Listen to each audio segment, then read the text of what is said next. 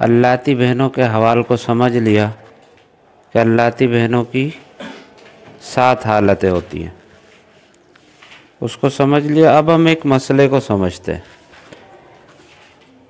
کہ قرآن مجید میں جہاں بھی ولد کا لفظ آیا ہے اس سے بیٹا اور بیٹی دونوں مراد ہوتے ہیں۔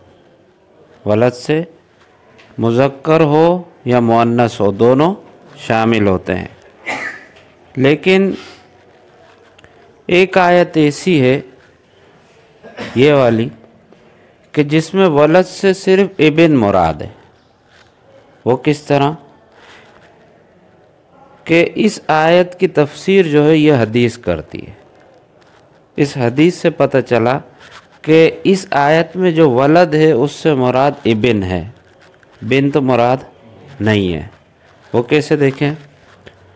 یہ واقعہ اس طرح ہے کہ سعد بن ربیع رضی اللہ عنہ یہ غزوہ احد میں، جنگ احد میں شہید ہو گئے تھے۔ پہلے قانون یہ تھا کہ جو قریبی رشتہ دار ہوتا تھا مذکر، وہ مرنے والے کا مال لے لیتا تھا۔ یہ قانون چلا آ رہا تھا، ان میں ایک رواج تھا۔ جو مضبوط ہوتے تھے، طاقتور ہوتے تھے، وہ اس مال کو لے لیتے تھے اور بچوں کو اور عورتوں کو کچھ بھی نہیں ملتا تھا۔ تو اس واقعے میں بھی اسی طرح ہوا تھا کہ جب سعد بن ربیع رضی اللہ عنہ شہید ہو گئے اور ان کی جو ملکیت تھی وہ ساری ملکیت ان کے بھائی نے لے لی تھی۔ ان کی بیوہ تھی ایک اور 2 بیٹیاں تھیں، ان کو کچھ بھی نہیں ملا۔ جب انہیں کچھ نہیں ملا تو سعد بن ربیع رضی اللہ عنہ کی جو بیوہ تھی وہ آپ صلی اللہ علیہ وسلم کی خدمت میں آئی اور عرض کیا کہ اللہ کے رسول، میرے شوہر بھی شہید ہو گئے اور جو کچھ انہوں نے مال چھوڑا تھا وہ بھی ان کے بھائی نے لے لیا، ہمارے لیے تو کچھ بھی نہیں بچا۔ اس کی 2 بیٹیاں بھی ہیں اور میں اس کی بیوہ بھی ہوں، تو لہذا ہمارے متعلق جو ہے نا کوئی فیصلہ فرمائیے کہ ان کی ملکیت میں سے ہمیں بھی کچھ ملے۔ تو اب تک چونکہ وراثت کی جو آیات تھی، وراثت کا جو قانون تھا وہ اب تک نازل نہیں ہوا تھا۔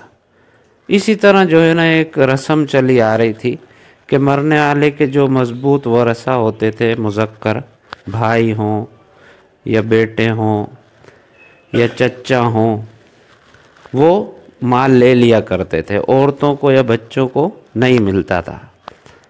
تو آپ صلی اللہ علیہ وسلم نے ان کی بیوی کو یہ جواب دیا کہ اللہ تبارک و تعالیٰ ہی فیصلہ فرمائیں گے آپ کے اس مسئلے کے بارے میں، اب تک تو کوئی ایسا حکم نازل نہیں ہوا۔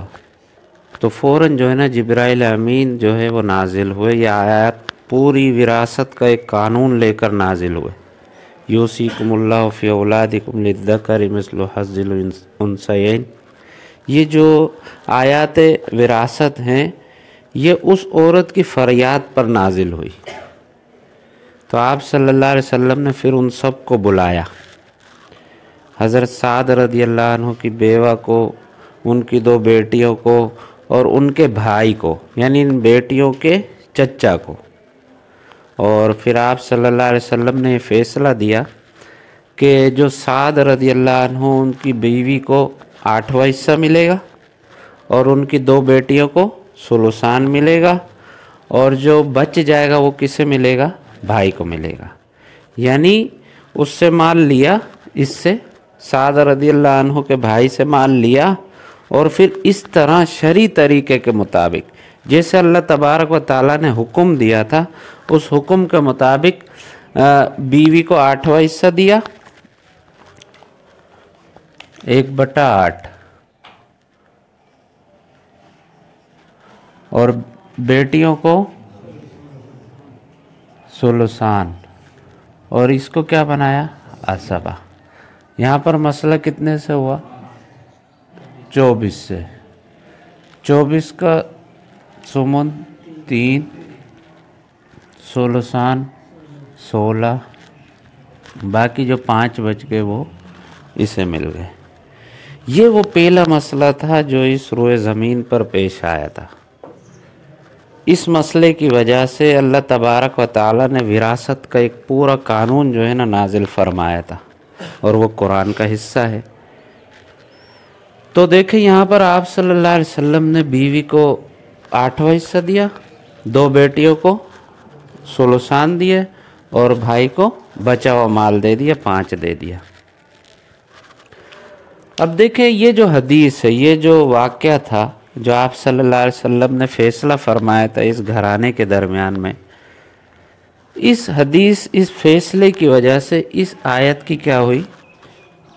تفسیر ہوئی، اور اس آیت کی بھی تفسیر ہوئی۔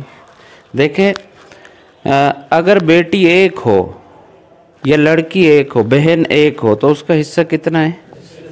نصف ہے۔ بیٹی 2 سے زیادہ ہوں، فوق اثنتین، الفاظ کیا ہے؟ فوق اثنتین، یعنی 2 سے اوپر ہوں، تو بیٹیوں کا حصہ کتنا ہے؟ ثلثان ہے۔ تو دیکھیں یہاں پر 2 کا حصہ بیان نہیں ہوا، 1 کا حصہ بیان ہوا۔ اگر 1 ہو تو نصف، اور 2 سے اوپر ہو تو ثلثان، تو 2 کا حصہ یہاں پر بیان نہیں ہوا۔ اگر 2 بیٹیاں ہوں تو ان کو کتنا ملے گا؟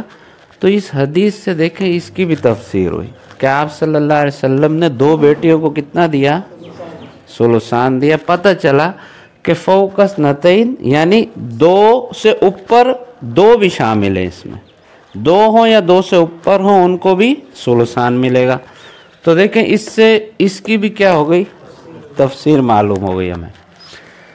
دوسرا یہ دیکھیں کلالہ کے متعلق جو آیا نا، یستفتونک قل اللہ یفتیکم فی الکلالہ ان امرؤ ہلک لیس لہ ولد ولہ اخت فلہا نصف ما ترک وہو یرثها ان لم یکن لہا ولد، کہ اگر کوئی شخص انتقال کر جائے اور اس کی اولاد نہ ہو، یعنی وہ کلالہ ہو، کہ اے نبی یہ لوگ آپ سے کلالہ کے متعلق پوچھتے ہیں، سوال کرتے ہیں، آپ فرما دیجئے کہ اگر کوئی شخص انتقال کر جائے، لیس لہ ولد، اس کی ولد اولاد نہ ہو۔ اب دیکھیں ولد میں مذکر بھی شامل ہے اور مؤنث بھی شامل ہے، اس کی اولاد نہ ہو، وَلَهُ اُخْتٌ، اور اس کی کیا ہو؟ بہن ہو، فَلَهَا نِصْفُ مَا تَرَكَ، تو یہاں پر بہن سے کون سی بہن مراد ہے؟ حقیقی اور اللاتی بہن مراد ہے۔ تو اگر ایک ہو تو اس کو نصف ملے گا ترکے کا۔ وَهُوَ يَرِثُهَا إِن لَّمْ يَكُن لَّهَا وَلَدٌ، لیکن اگر مرنے والی کیا ہو؟ عورت ہو، وَهُوَ يَرِثُهَا، اور بھائی اس کا وارث بن رہا ہو۔ مرنے والی کیا ہو؟ عورت ہو، اور وہ کلالہ ہو، اور بھائی اس کا وارث بن رہا ہو۔ یہاں پر وہو کی ضمیر اخ کی طرف ہوگی، صحیح ہے، بھائی۔ وہو یرثها، اور وہ بھائی اس عورت کا، مرنے والی عورت کا کیا بن رہا ہو؟ وارث بن رہا ہو۔ ان لم یکن لہا ولد، شرط یہ کہ اس مرنے والی عورت کی کوئی اولاد نہ ہو، اولاد نہ ہو اور بھائی وارث بن رہا ہو تو بھائی کو حصہ ملے گا۔ اگر اولاد ہو تو پھر اس کا مطلب یہی ہوا نا کہ اگر مرنے والی عورت کی اولاد ہو تو بھائی وارث نہیں بنے گا۔ تو اولاد عام ہے، چاہے مذکر ہو یا مؤنث ہو۔ ہم نے یہی پڑھا ہے کہ قرآن میں جہاں بھی ولد کا لفظ آیا ہے وہاں پر مذکر اور مؤنث دونوں مراد ہوتے ہیں۔ تو یہاں پر بھی پتہ چلا کہ اگر مرنے والی عورت ہے اور اس کا بھائی وارث بن رہا ہے، وہو یرثها، بھائی اس کا وارث بن رہا ہے، اور اس عورت کی کوئی اولاد بھی نہیں ہے، کوئی اولاد نہیں ہے، تب بھائی کیا بنے گا؟ وارث بنے گا۔ نہ مذکر ہو نہ مؤنث ہو، تب بنے گا نا۔ ولد سے تو یہی سمجھ میں آ رہا ہے۔ تو ہم نے دیکھا کہ آپ صلی اللہ علیہ وسلم نے بیٹیوں کی موجودگی میں بھائی کو کیا دیا؟ حصہ دیا۔ حالانکہ اس آیت کی روح سے تو ہونا یہ چاہیے اولاد موجود ہے، اس کو نہیں ملنا چاہیے۔ بنت موجود ہے نا، 2 بیٹیاں موجود ہے، ولد موجود ہے، جب ولد موجود ہے تو بھائی وارث نہیں ہونا چاہیے۔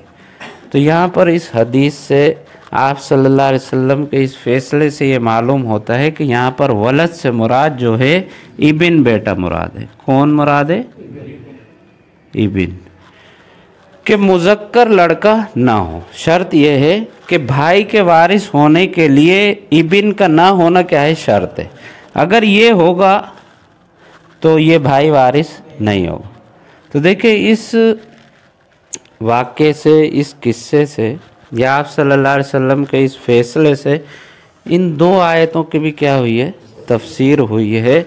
और इससे ये पता चलता है कि आयत को या कुरान को समझना बग़ैर अहादीस के मुमकिन नहीं है।